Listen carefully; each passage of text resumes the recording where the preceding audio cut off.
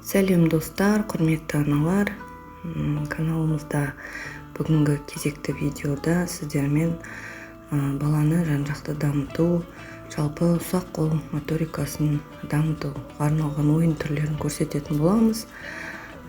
Сол орайда сіздерге мына бір ойын түрін ұсынғым келіп тұр.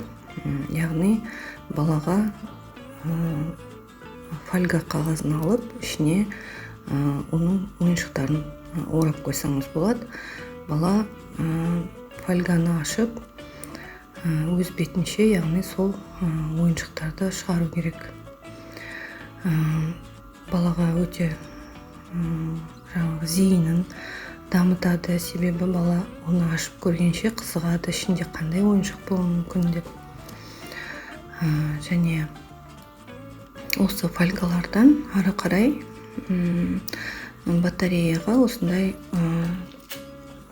дәретхана қағазын батареяға жабыстырып, сол фольгаларды орап өткізіп көруге болады. Бір ыдысқа салып берсеңіз де, немесе қолына ұстатып, осылай тесіктен өткізу арқылы бала өзін сынап көрсе болады. Әрине, барлық ойындарды бірінші өзіміз көрсетеміз, бала соны қайталайды. Аделинаға да бұл ойын түрлері өте қызық болды, себебі жалықпай біраз ұзақ уақыт ойнады. Жалпы ұсақ қол моторикасын дамыту не себепті керек деген сұрақ туындаса, яғни баланың шығармашылық қабілеттерін дамыту. Ең басты қасиеттер ол сөйлеу, зейінін дамыту, ойлау, есте сақтау қабілеттерін дамыту үшін керек деп айтсақ қателеспейміз.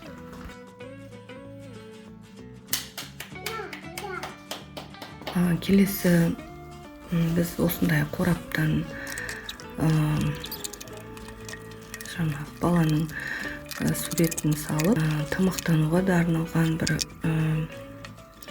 лайфхак десем де болады, себебі бала кейде үстелге отырмай тамақтанудан қашады.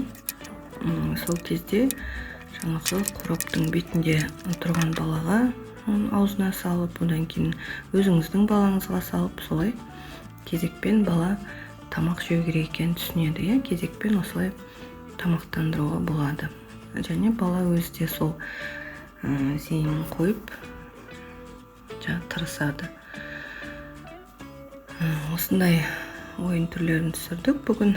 Қызық болса, видеоға лайк басып, комментарий жазып, қолдап кетсеңіздер. Алдын ала рахмет.